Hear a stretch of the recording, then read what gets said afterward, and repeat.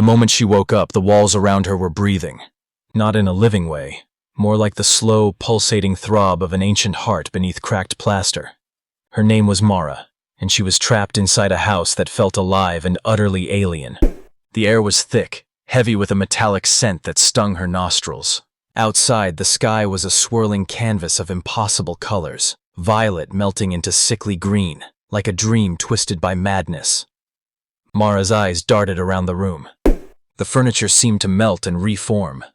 The clock on the wall spun backward, its hands twisting like writhing snakes.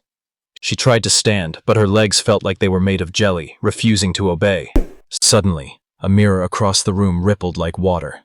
Mara blinked, and a face appeared, her own, but distorted. The reflection's eyes were hollow black pits, and its mouth stretched impossibly wide into a grin that wasn't hers. It whispered, "Do you remember who you are?" Mara shook her head, panic rising. She stumbled toward the door, but it had vanished, replaced by a shifting void that sucked light and hope from the room. The walls leaned in closer, whispering secrets she couldn't quite catch. Fragments of words. Choice. Escape. Sacrifice. Suddenly, the floor beneath her cracked open, revealing a spiral staircase descending into darkness. With no other option, Mara descended, each step echoing like a heartbeat through the void. The air grew colder, and a soft, eerie glow illuminated the walls, covered in symbols that pulsed with a strange energy. At the bottom, she found a figure sitting on a throne made of bones and broken glass. The figure's face was obscured by shadows, but its voice was smooth and hypnotic. "Welcome, Mara. You've been chosen to play the game." "What game?" she whispered. "The game of reality. Every choice you make here will ripple through your world, bending it, breaking it. Win, and you return. Lose, and you become part of the house forever." Mara's heart pounded. Before she could respond, the figure raised a hand, and the symbols on the walls flared brightly. Suddenly, Mara was thrust into a series of surreal rooms, each more nightmarish than the last. In one room, gravity reversed, and she floated helplessly as shadowy figures whispered her secrets back to her. In another, time fractured, the same moment repeating endlessly, trapping her in a loop of fear and confusion. But the most terrifying was the room that reflected not her fears, but her memories, twisted and corrupted. Faces of loved ones morphed into grotesque masks, and every comforting memory was tainted with dread. Mara realized the game wasn't just about survival. It was about confronting the darkest corners of her own mind. The house was a manifestation of her subconscious, feeding on her doubts and regrets. Desperation clawed at her. She faced a choice: surrender to the house's madness and lose herself forever, or confront the shadows within and reclaim her reality. Summoning every ounce of courage, Mara faced the distorted mirror one last time. "I am more than my fears," she declared. The mirror cracked, and the house trembled. The walls groaned, the colors bled away, and the oppressive air lifted. Mara found herself back in her bedroom, real, solid, safe.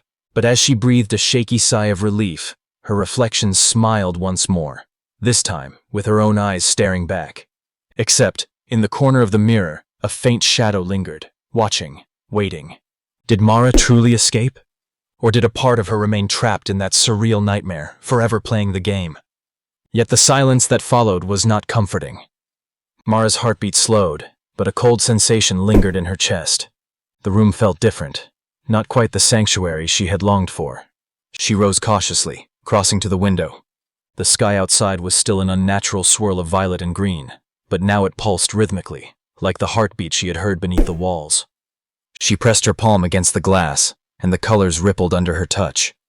A whisper echoed in her mind, faint but clear. Choice. Mara staggered back, her reflection in the window distorting once again. This time, the shadow in the mirror seemed to reach out, its fingers stretching beyond the glass. She blinked hard, and it vanished. Determined to understand, Mara ventured through her house.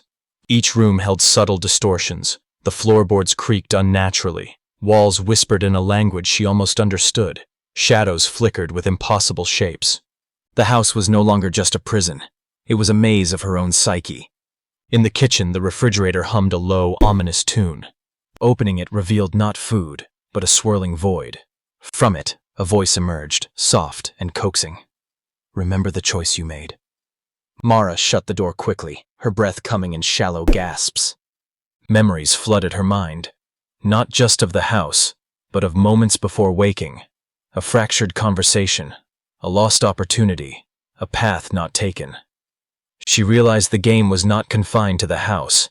It was intertwined with her reality, her very existence. Each decision, each hesitation, each fear fed into the house's power. Driven by a newfound resolve, Mara sought to reclaim control. She returned to the mirror, now cracked but no longer threatening. She touched the glass, feeling a warmth spread through her fingers. Images flashed, faces of those she loved, moments of joy and sorrow, fragments of a life both lived and imagined. The shadow lingered still, but Mara no longer feared it. "I choose to face you," she whispered. The room around her shifted.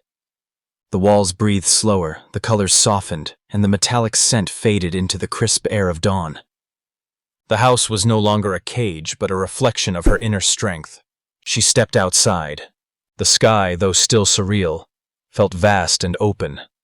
The house stood silent behind her, its heartbeat finally stilled. Yet as Mara walked forward, the faintest whisper followed her steps, a reminder that the game was never truly over, only waiting for the next move.